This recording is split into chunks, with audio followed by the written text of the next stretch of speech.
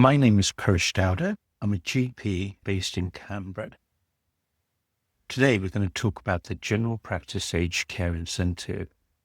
First, what is the General Practice Aged Care Incentive? It's a funding mechanism that supports general practice in providing high quality, proactive care to people living in residential aged care. It centers on regular comprehensive clinical reviews, quarterly consultations, and incentives that reward continuity of care, planned service delivery, and team-based care. A key point that's worth noting is this. In areas classified MMN4 and above, one of those quarterly reviews can be conducted by telehealth. That flexibility makes a real difference when distance, weather, or staffing issues affect in-person visits. We've made good use of that in our service. But beyond the funding and structure, what General Practice Aged Care Incentive really does is create a framework to re-engineer how we deliver aged care. So how have we made General Practice Aged Care Incentive work in practice? We look after about 1,000 patients living in residential aged care. Let me walk through how we approached it. We started by mapping our residential aged care home patients and creating a central schedule, essentially a living calendar of who's due for a quarterly review and when. Each resident has a GP assigned to them, the responsible provider. That clinical governance and continuity is important, and it's part of what the General Practice Aged Care Incentive encourages. Increasingly, we don't just wait for things to come up.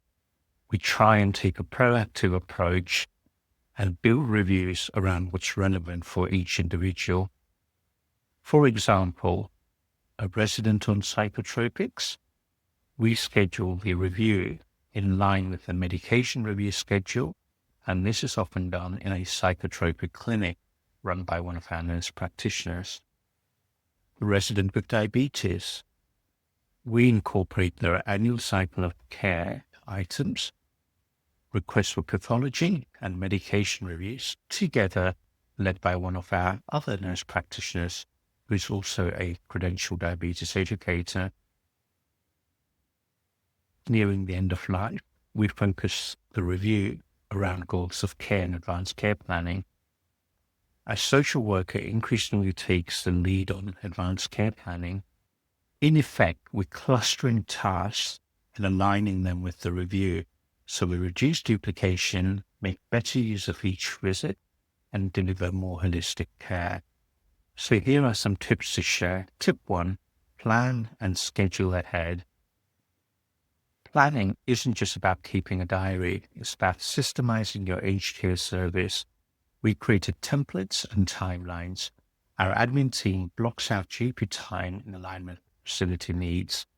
We also schedule things like prescription renewals, pathology collection, and medication chart reviews at the same time.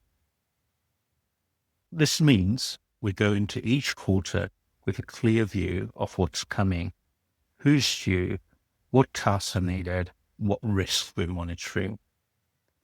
You can also use a review opportunity to reconcile medication risks or flag residents for specialist referral. It gives the visit purpose and structure. Tip 2, use your team. The GP doesn't need to do it all. Once you've completed a contribution to the care plan, then your nurse can support their care using item 10997, which supports ongoing monitoring and care.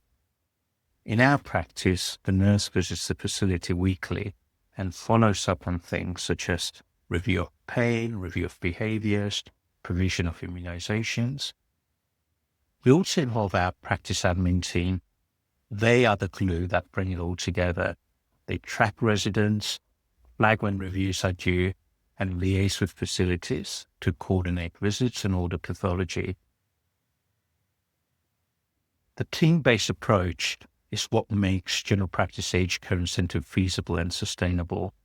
It's not an extra, it's a redesign, and the practice funding of the incentive helps support this.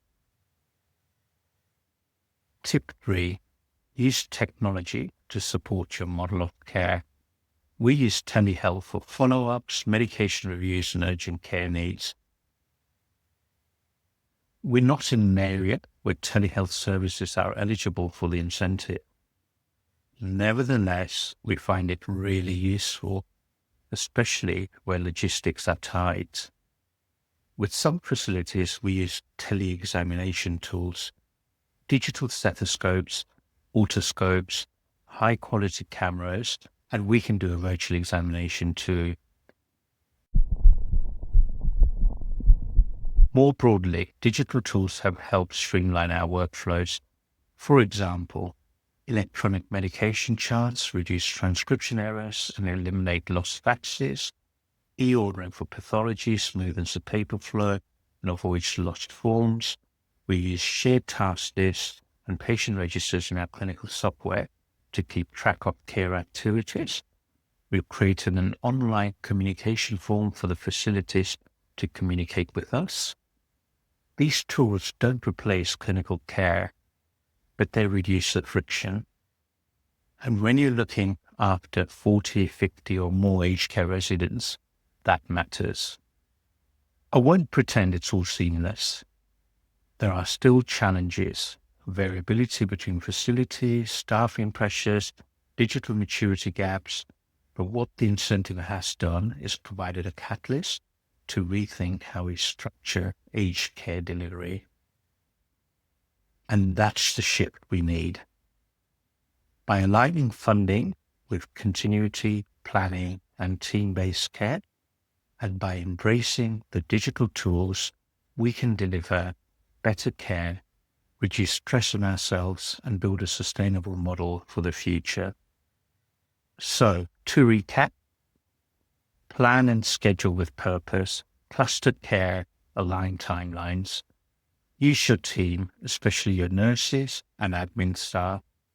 Leverage technology from telehealth to digital workflows. These are the practical steps we've taken to make the general practice aged care incentive work for us. They're not revolutionary, but they're effective. And if you're just getting started, start small. Even pick one or two of these strategies, and that can make a big difference. Thank you for watching, and thank you for the work you do in aged care. It really matters.